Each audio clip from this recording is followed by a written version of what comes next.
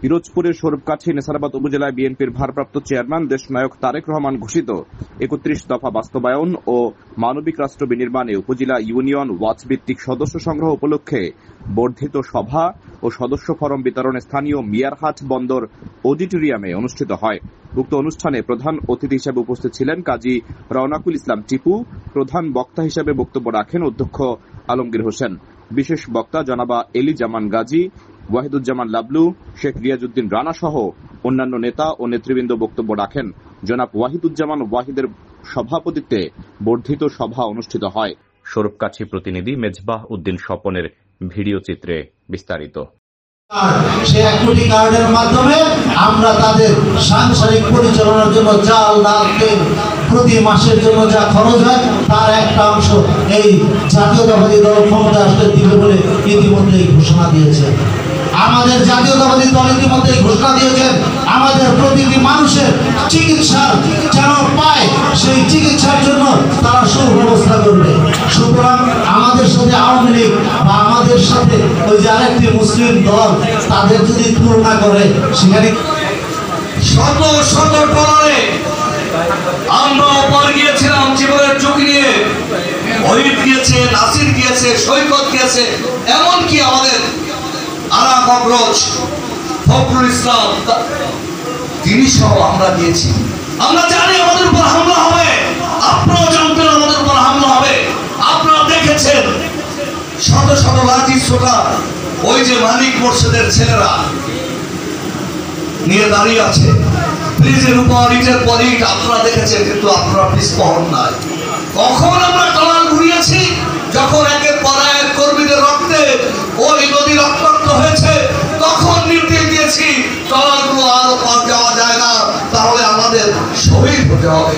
শহীদের কাফেলা বাড়াতে চাই না ঘেরায় আমরা অর্ধেক পথে ফেরত এসেছি, ঠিক কিনা?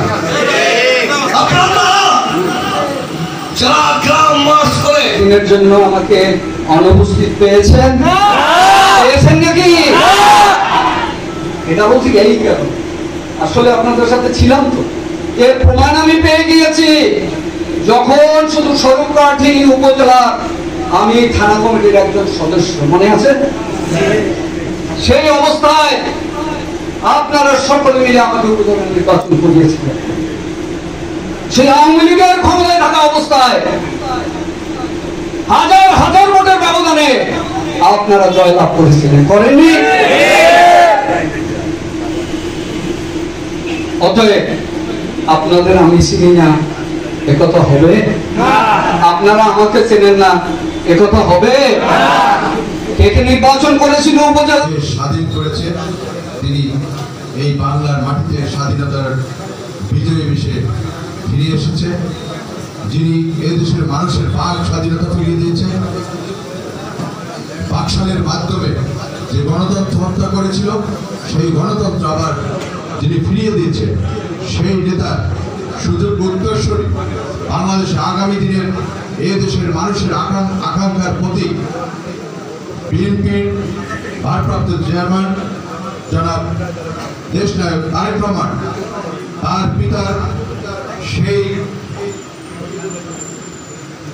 কার্যক্রমে গণতন্ত্রের যে কার্যক্রম সেটি চলমান রাখার এই দীর্ঘ সময় ধরে অপেক্ষা করছেন।